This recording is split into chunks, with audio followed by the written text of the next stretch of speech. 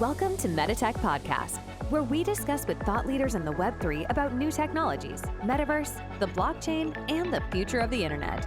Founded by Dor Cohen and hosted by Ricardo Carreon and Wendy Lopez. So welcome everybody. This is Ricardo Carreon and I'm your host for the Metatech Podcast. And I have here with me today Ben Sharon. He is an entrepreneur and a great person to have here. Welcome, Ben. Hey, thank you. Thank you for having me. Yeah. Ben, tell us a little bit about yourself. I'm 30 years old. I'm an entrepreneur more than 9 years already. I came from a background of IT and cybersecurity. I used to have the IT and cybersecurity company in Israel, as well as a digital marketing company specialized in startups, Israeli startups, and US and European startups. And I used to represent some big investors from Europe, US, Israel, and from the other end, the Israeli startups, and open for the markets for trade and investment. And since 2016, I got into the crypto sphere, blockchain sphere, first as an investor, a trader, and explorer. I made huge research. I read hundreds of white papers and written information about some projects, a lot of projects around the globe, a lot of different kind of projects in the Web3. I bought Bitcoin for the first time 2013, but I actually, as I mentioned, considering myself from since 2016, because that's the real time when I start to deep diving into it, and I allocate to myself at least 2 or 3 hours a day, every day, to learn something new and to read more white papers about it. Events in general about. And when you started in 2016, it was more about trading with crypto or what brought you into the space, Ben? In general, it was research. At the same time, I was an investor as well. The crypto, I bought some interesting projects, invested, and beyond that, I trade and to learn about daily and market trading. Okay. And about the blockchain, did you started to kind of like build some applications, or what was your interest on doing research on the blockchain in particular, not necessarily crypto, but on the blockchain itself? Yeah, about blockchain in general, it was I was so curious about it. I saw the tremendous revolution that it's bringing to the market. So as a nerd, I I was able to read a lot of white papers and to explore the information on the internet, to get into some forums, etc. At the beginning, only as someone that was curious, that want to make research to understand better about this futuristic technology. And what do you think that the blockchain is? What is so unique about the blockchain that made you kind of like stay? But that was 7 years ago, right? When you started exploring this, and I'm pretty sure you're still in the space. You're still building on blockchain. So, what is it that keeps you here? So the blockchain have a lot of advantages. First, it's very secure and it's transparent because all the blocks is online and you can see to follow every transaction and to see everything. And of course, the main issue is that there is no middleman that should approve your transaction or disapprove your the transaction. For example, the banks, you have, for example, you have one of the buttons in your account, and you want to transfer someone from the US or another country, you need some approval, even that we are talking about your own money. So that's the main advantages as I see it. Yeah, we've seen cases in which let's say Mexico and the United States, we're for many, for many reasons, not only very close, but there's also a lot of business that is transacted. But it's, even established companies, when they send money through the banks, through the SWIFT system, sometimes it gets stuck because, every now and then, transactions get reviewed for money laundering and that kind of stuff. And then, it takes you a couple of days, sometimes more, to transfer your own money. And you can do that in minutes or, sometimes in seconds with a crypto. So yeah, it's very, very important. And what's your current project, Ben? What are you building nowadays? What is are you building? Are you investing, or are you doing both? Yeah, so I'm the co-founder and CEO of LumiShare. LumiShare, we are creating a new digital blockchain economy based on the traditional economy methods, and specifically in the US until 71. Uh-huh. We built sophisticated ecosystem. The art of it is physical gold, which we are going to keep in full transparency in Abu Dhabi and Swiss banks. And we will provide certificates of the quality and the quantity of the gold via our website. And we will use it as a reserve only when the market cap will drop down at certain percentage, which will play our algorithms. The second asset is cash money. We call it recovery fund. It's built from the margins between the gold market price and our gold price. Because one of our investors are big players in the gold industry, gold mines and refineries. So we have our own prices, and we will keep the margins between them in cash in target to back up the backup. And the third asset is technology.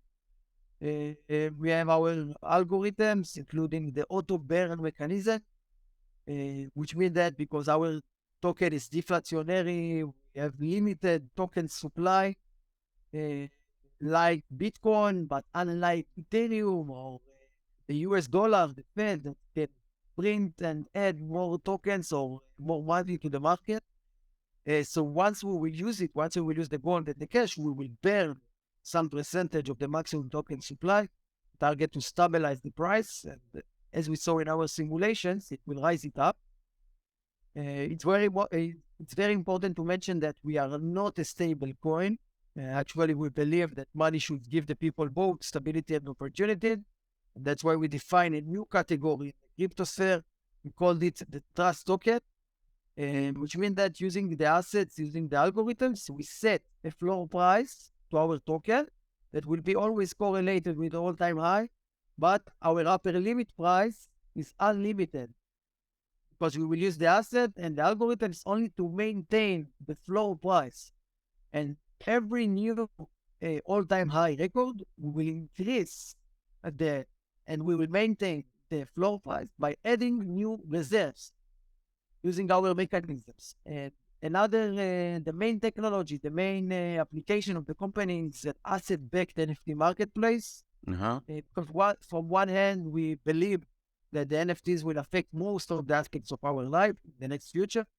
But from the other end, we don't believe that it will be like that today, that the NFTs represent monkeys or JPEGs or whatever.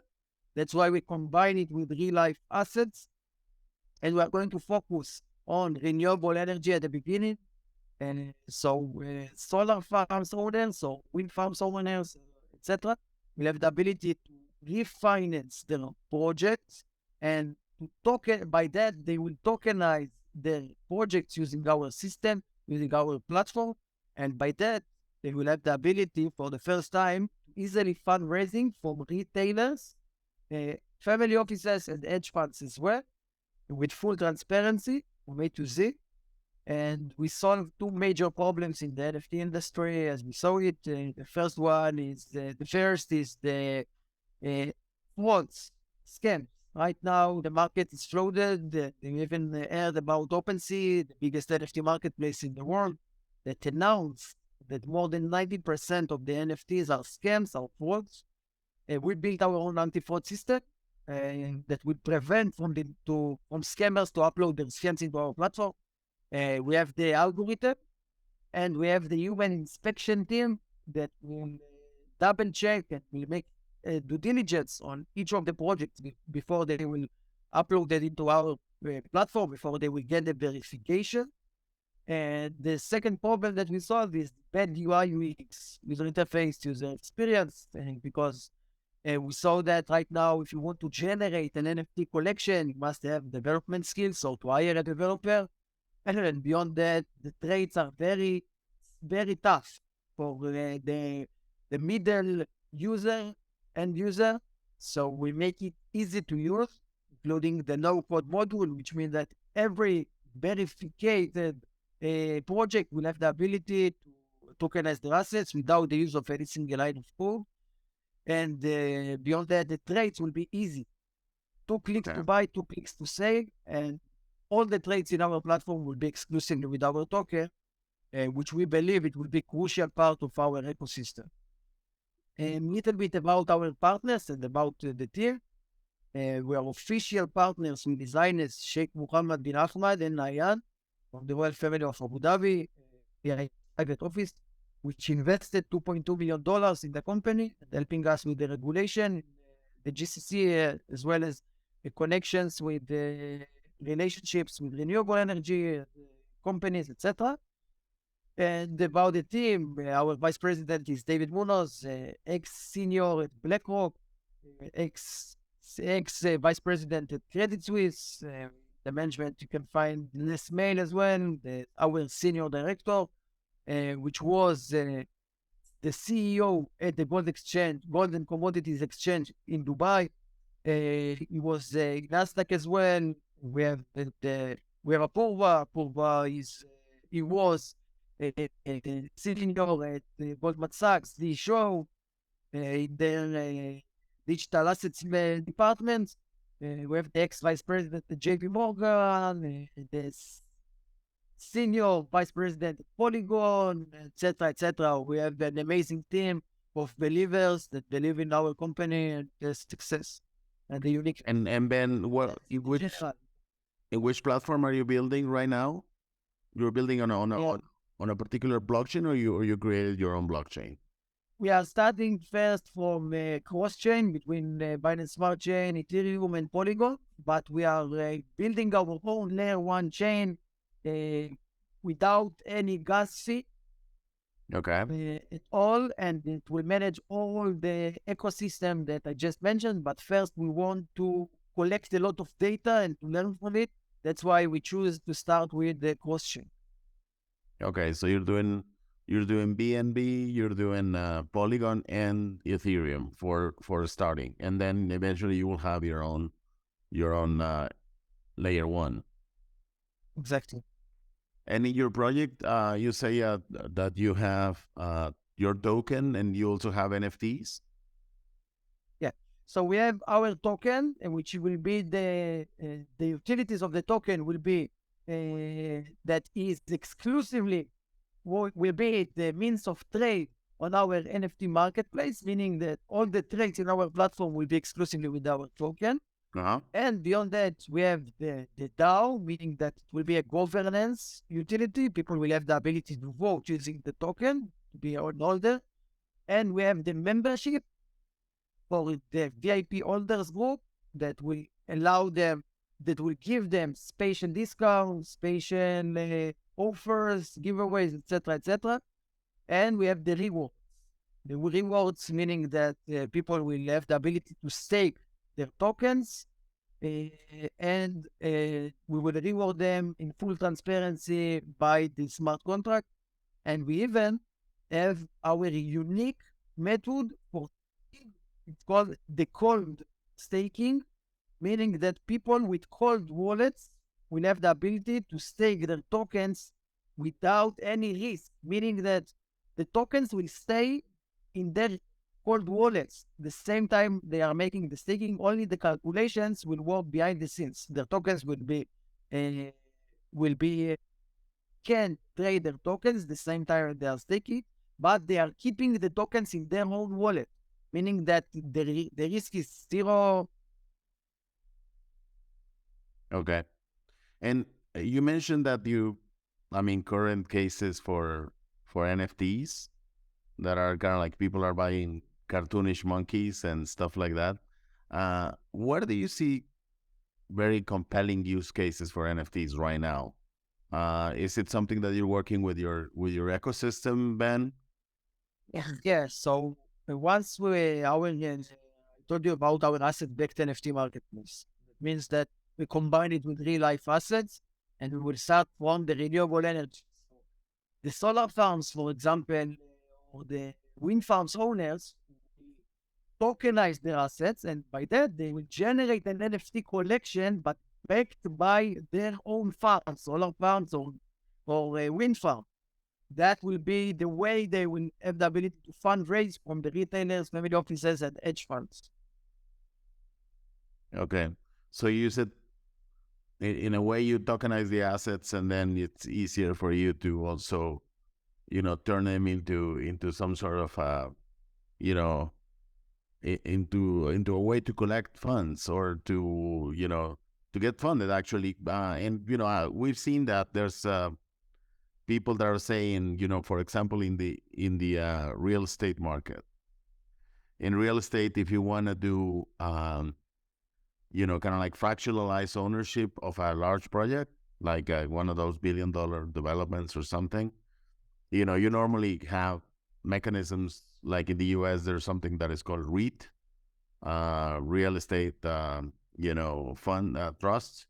And in Mexico, there's something that is called FIBRA, which is basically very similar to REIT, but it basically allows you to fractionalize ownership on an asset. But the problem with those mechanisms is that it needs to be a huge project for it to be worthy of all the paperwork, right? I mean, it goes through regulators, it goes through a bunch of red tape, so it needs to be kind of like a $500 million project for this to be worth it. So if you want to just kind of like fractionalize ownership of something that is, let's say, $50 million, which is still not small, but it's not worth it to go to one of those mechanisms. So I'm assuming that with what you're mentioning, you can fractionalize assets that are kind of like small, and make that the public buy either the token of the NFTs to fund it, right? Yeah. So, for example, if you are a owner of a solar farm, that the cost is $10 million, for example, okay? With our platform, you will have the ability to generate an NFT collection backed by your solar farm. And, for example, you generate 10,000 pieces. Each of the pieces is $1,000. So you are split your solar farm into fractionalized asset, and by that, you will have the ability to easily fundraising with full transparency to the audience. We have unique method of the trade that we are creating, and now we are we are probably going to create a patent. We are working on it behind the scenes right now because we have a unique trade system. Yeah. And when you're talking about these wind farms, I think it's a great example, Ben, because it's not only you owning part of that, like as an asset, but it's also an asset that generates energy, and therefore has, you can get part of the profit, right, of the Exactly. wind farm. Yeah. Or part of the energy, yeah. You can have, it's a performing asset. It's not just something that sits there and does nothing. Exactly, and I can add that we are going to collaborate with the data company that have an API, special API, that connecting to their solar or wind farms, and online collecting data online, so you can see how much electricity produced in on real time, and you can see to go one week before, and to explore how much electricity was provided, produced, and what is the price that we are selling the electricity, etc., etc. So everything will be transparent from A to Z. Yeah. Okay. No, that sounds great. And what kind of companies do you see, or what industries do you see that this will be mostly beneficial? Is there any particular industry you're targeting for kind of like the first customers, or something like that? So first, we have very good relationships because our partners from His Highness Sheikh Mohammed bin Ahmad, as I mentioned, he connected us to very big clients, very big creators, solar and wind creators in the UAE and the GCC. And I, by myself, I have very good connections in Israel and Europe. So we are targeting at the beginning solar and wind farms, small and medium. Let's say it should be commercial and it should be with at least two revenues. We don't want to fund a new project. So I have a dream project, but projects that already have revenues and you can predict, you can forecast the future better with real-time data. Okay. Yeah, no, that's the other thing, that a lot of these things are going to generate a lot of data, and that data makes sense to put it on the blockchain to make it, kind of like a more safer repository of the data that the project generates, regardless of the transactions and the money part. I think that we are at some point in which meaningful data, it needs to be stored in the blockchain, so you can have kind of like a more secure way to Yes. to do that. Yeah, no, that's amazing. And where do you see the future of all of this, Ben? It's kind of like the immediate future and a little bit of the more of the long-term perspective on all of this. I believe that the future will be tokenized. Okay, meaning that I believe until 2030, uh, most of the assets and the investment instruments will be tokenized, as well as a lot of physical assets that can be transferred and to manage the data online. I even read an article that Larry Fink, the CEO of BlackRock, say that he believes that this market will be at least $30 trillion until 2030. So the tokenization of security specifically spoke about. So I really believe that it will affect most of the aspects of our life in the next future, because it's very flexible and easy to manage from one end, and it's transparent from the other end as well. And who do you see participating? You mentioned a lot that you can trade all of this, right? I mean, you're tokenizing all of these assets, and you're also in your system allowing people to trade on them, correct? So do you see this more for kind of like a retail investor, or this is more like institutional investor, or is both? I mean, whomever wants to participate in your ecosystem. We believe at the beginning it will be at least the 90% for the family offices and hedge funds, and 10% for the retailers. Okay. But we believe in about 5 years it will equalize a little bit. Retailers will have at least 30%, 35%. But right now we are creating something new about it as well, because we want to open it to the retailers. We want to open it to the open market, meaning that we the the regular thinking was to create one plan for investment for 25 years with fixed yield, with fixed ROI for 25 years. But as we discussed about it, we don't want only the traditional and the institutional investors, but we want the retailer. That's why we split it into 4 different plans. The first plan will be only for 1 year. So you can invest and the fixed ROI for 1 year, and you have another plan for 10 years, 15 years, 25 years. So by that, we believe that we open it for more investors, even the young investors, not only the people that have the experience and they are professional. So what you're saying is that you start with institutional, but then, you will see kind of like the retail investor, the individual investor also coming up and being more important as time goes by, correct? Yeah. So we will open it for the retailers from the first day. We believe, as for the predictions, as for the research that we made, it will be between 85% to 90% for the family offices and the hedge funds, etc. And when you plan to launch it, Ben?